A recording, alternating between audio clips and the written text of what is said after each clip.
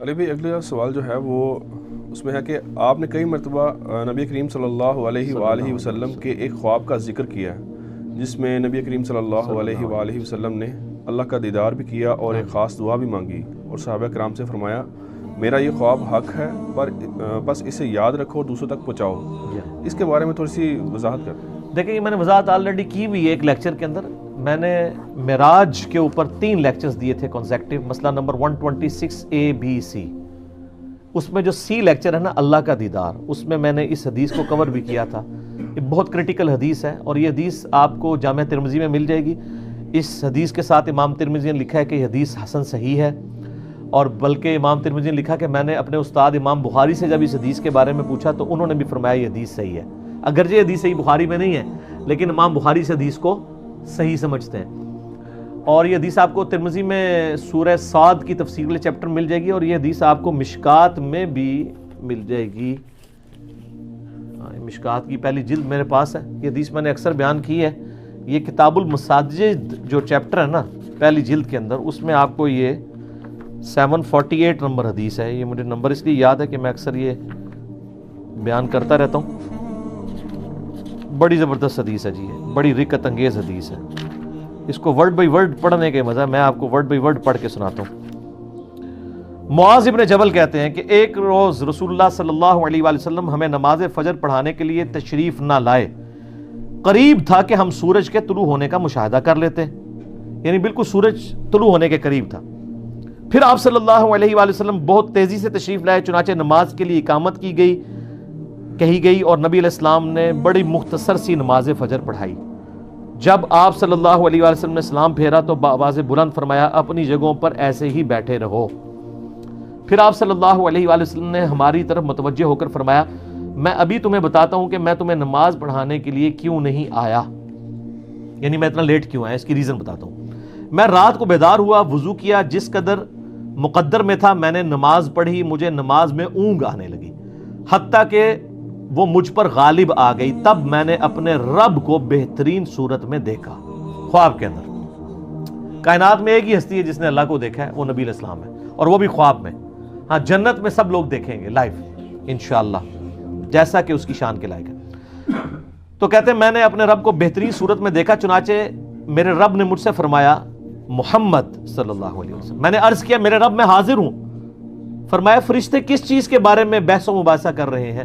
میں نے عرض کیا میں نہیں جانتا. یعنی خواب میں انہوں نے دیکھا کہ فرشتے کو آپس میں گفتگو کر رہے ہیں, لیکن نبی علیہ السلام کو آواز نہیں آ رہی تھی, صرف ان کی آپس میں بحث و تکرار نظر آ رہی تھی. تو کہتے ہیں میں نے کہا یا اللہ میں نہیں جانتا. اللہ تعالیٰ نے 3 مرتبہ ایسے ہی فرمایا. پھر آپ صلی اللہ علیہ وآلہ وسلم نے فرمایا میں نے اپنے رب کو دیکھا کہ اس نے اپنا ہاتھ میرے کندھوں کے درمیان رکھا, حتیٰ کہ میں نے اس کے انگلیوں کے پوروں کی ٹھنڈک اپنے قلب اور سینے میں محسوس کی. یعنی یہ ہاتھ جیسا کہ اس کی شان کے لائق ہے, دونوں شانوں کے درمیان رکھا تو میں نے اپنے سینے میں اپنے رب کے ہاتھ کی ٹھنڈک محسوس کی, اور میرے سامنے ہر چیز واضح ہو گئی اور میں نے پہچان لیا. یعنی وہ جو فرشتوں والا معاملہ تھا وہ غیبی خبر اللہ تعالیٰ نے ٹرانسفر کر دی. پھر اب اللہ تعالیٰ نے دوبارہ پوچھا محمد, میں نے عرض کیا میرے رب میں حاضر ہوں. فرمایا مقرب فرشتے کس چیز کے بارے میں بحث کر رہے تھے؟ میں نے عرض کیا گناہ مٹا دینے والے اعمال کے بارے میں. تو اللہ نے فرمایا کہ محمد وہ کیا ہیں؟ میں نے عرض کیا جو کچھ اب فرشتوں والا علم حضور صلی اللہ علیہ وسلم کو بھی ٹرانسفر ہو گیا کہ باجماعت نماز پڑھنے کے لیے پیدل چل کر جانا. ہائے ہائے یہ گناہ مٹا دینے والے اعمال ہیں جو سورۃ الانعام میں سورہ طٰہٰ کے اندر آتا ہے نا کہ جو گناہ ہیں وہ نیکیاں جو ہیں گناہوں کو مٹا دیتی ہیں. تو یہ سورہ ہود کے اندر نیکیاں گناہوں کو مٹا دیتی ہیں. تو وہ کون سی نیکیاں ہیں؟ پیدل نماز کے لیے چل کے جانا, نماز کے بعد مسجد میں ہی بیٹھے رہنا, یہ دوسری نیکی. ناگواری کے باوجود اچھی طرح مکمل وضو کرنا, یعنی سردیوں میں تکلیف اٹھانی پڑتی ہے, ظاہر ہے آپ اگر صحیح کامل وضو کرتے ہیں. فرمایا پھر وہ کس چیز کے بارے میں بحث کر رہے تھے؟ میں نے عرض کیا درجات کے بارے میں.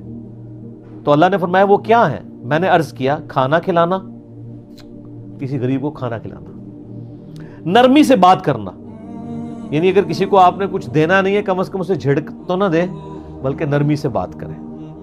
اور جب لوگ سو رہے ہوں تو نماز پڑھنا یعنی تہجد کے لیے اٹھنا.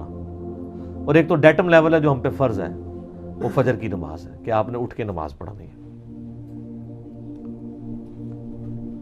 تو پھر اللہ تعالیٰ نے فرمایا, یہ سر وہ کلائمیکس ہے, اللہ تعالیٰ نے فرمایا اے محمد کچھ مانگنا ہے تو مانگ لو. ہائے ہائے ہائے, اب نبی علیہ السلام نے جو اپنے رب سے مانگا ہے وہ ہے اصل میں دعا. اور اسی دعا کی وجہ سے اسی حدیث میں آتا ہے کہ نبی علیہ السلام نے فرمایا کہ تمہارے نبی کا یہ خواب سچ ہے, اس کو یاد کر لو اور لوگوں تک پہنچاؤ. کس لیے کہ سبحان اللہ کہیں, اس لیے کہ جو میں نے مانگا نا وہ بھی اپنے رب سے مانگے. اور یہ دعا الحمدللہ میں نے 1994 میں یاد کر لی تھی جب میں ایف ایس سی میں تھا, آج سے 25 سال پہلے, جب مجھے پہلی دفعہ یہ دعا پتہ چلی تھی. اللہم انی اسألک فعل الخیرات وترک المنکرات وحب المساکین وان تغفر لی وترحمنی واذا اردت فتنة فی قوم فتوفنی غیر مفتون واسألک حبک وحب من یحبک وحب عمل یقربنی الی حبک. اللہم انی اسألک فعل الخیرات, اے اللہ میں تجھ سے نیک اعمال کا سوال کرتا ہوں کہ میں نیک اعمال کروں. وترک المنکرات, اور تمام گناہوں کو چھوڑ دینے کا سوال کرتا ہوں. وحب المساکین, اور مسکینوں کی محبت. یعنی جو کچھ فرشتوں کی بحث تھی اور حضور علیہ السلام نے جواب دیا اسی وقت آپ نے اس کو دعا بنا لیا.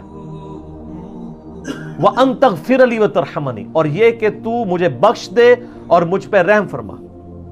وَإِذَا أَرَدْتَ فِتْنَةَ فِي قَوْمٍ فَتَوَفَّنِي غَيْرَ مَفْتُونٍ, اور اگر تو کسی قوم کو فتنے میں مبتلا کرنے کا ارادہ کرے تو یا اللہ مجھے فتنے سے بچا لینا. لوگ تو کہتے ہیں نا جی وہ اللہ تعالیٰ سے یہ دعا نہیں کرنی چاہیے, اللہ تعالیٰ سے کہنا چاہیے صبر مانگنا چاہیے. نہ, اللہ تعالیٰ سے پہلی دعا یہ کرنی چاہیے کہ اللہ تعالیٰ ہمیں فتنے میں مبتلا ہی نہ کر. اور اگر تو نے میری ڈیسٹنی میں لازمی رکھا ہے اس آیت کے تحت کہ وَلَنَبْلُوَنَّكُمْ بِشَيْءٍ مِّنَ الْخَوْفِ, تو پھر اگر مجھے یہ کرنا چاہتا ہے تو پھر مجھے ثابت قدم رکھ. پہلی دعا یہ ہے وَإِذَا أَرَدْتَ فِتْنَةَ فِي قَوْمٍ فَتَوَفَّنِي غَيْرَ مَفْتُونٍ, اے اللہ مجھے فتنوں سے بچانا. اللہم انی اسألک حبک, اے اللہ میں تجھ سے تیری محبت کا سوال کرتا ہوں. وحب من یحبک, اور میں ہر اس شخص کی محبت تجھ سے مانگتا ہوں جس سے تو محبت کرتا ہے, یعنی سارے انبیاء کی محبت, اہل بیت کی, صحابہ کی, نیک لوگوں کی. اللہم انی اسألک حبک وحب من یحبک وحب عمل یقربنی الی حبک, اور میں اللہ ہر اس عمل کی محبت تجھ سے مانگتا ہوں جو مجھے تیرا قرب عطا کر دے. یعنی میرا ہر عمل ایسا ہو کہ جو مجھے تیرے قریب کر دے. ایک تو وہ دعا ہے نا ابو داؤد کے اندر, سنن نسائی میں, کہ معاذ ابن جبل ہی کو نبی علیہ السلام فرمایا تھا اے معاذ میں تجھ سے محبت کرتا ہوں. ان کا یا رسول اللہ میں بھی کرتا ہوں. تو فرمایا معاذ یہ دعا کبھی نہ چھوڑنا, ربی اعنی علی ذکرک و شکرک و حسن عبادتک. یہ وہی دعا ہے, اے اللہ میں تیری مدد چاہتا ہوں تیرا ذکر کرنے پر, شکر ادا کرنے پر, اور اچھے طریقے سے عبادت کرنے کے اوپر. اور نسائی میں الفاظ ہیں اللہم کے ساتھ, یہ دونوں الفاظ ٹھیک ہے, ربی اعنی اور اللہم اعنی دونوں الفاظ سنت سے ساتھ. تو یہ دعا کی. پھر نبی علیہ السلام نے فرمایا یہ خواب حق ہے, اسے یاد کر لو اور دوسروں کو بھی بتایا کرو. لو جی میں نے تو اس سنت پہ کئی دفعہ عمل کیا, آج پھر عمل کر لیا ہے. دوسروں تک یہ بات پہنچائیے کہ یہ دعا سر 748 مشکات شریف میں سے حدیث ڈاؤن لوڈ کریں, بلکہ یہ آپ واٹس ایپ گروپ میں بھی نا یہ اس کا پورشن بنا کے نا وہ نکال کے لوگوں کو بھیجیں کہ دعا یاد کریں ترجمے سمیت. تو میں تو الحمدللہ مانگتا ہوں یہ دعا عام حالت میں بھی مانگے اور نماز کے تشہد میں بھی یہ دعا مانگا کریں. کئی دعاؤں کو یہ دعا کور کرتی ہے. تو آپ علیہ السلام فرمایا اسے یاد کرو, دوسروں کو بھی بتاؤ. پھر امام مشکات والے لکھتے ہیں کہ حدیث مسند احمد میں بھی ہے اور ترمذی میں بھی ہے, اور امام ترمذی نے فرمایا یہ حدیث حسن صحیح ہے. اور امام ترمذی کہتے ہیں میں نے محمد بن اسماعیل بخاری سے جب پوچھا تو انہوں نے فرمایا یہ حدیث صحیح ہے. اس حدیث کا نمبر مشکات میں 748 ہے, اور مسند احمد میں جلد 5 حدیث اور صفحہ نمبر 243 پہ 22,465 ہے. ترمذی میں آپ کو آسانی سے مل جائے گی 3235 ترمذی کے اندر. تو یہ وہ جو دعا ہے جی, اور نبی علیہ السلام نے یعنی امت کو کہا کہ یہ دعا آپ نے مانگنی ہے اور باقیوں کو بھی بتانی ہے, یاد کرنی ہے. ٹھیک ہوگا جی.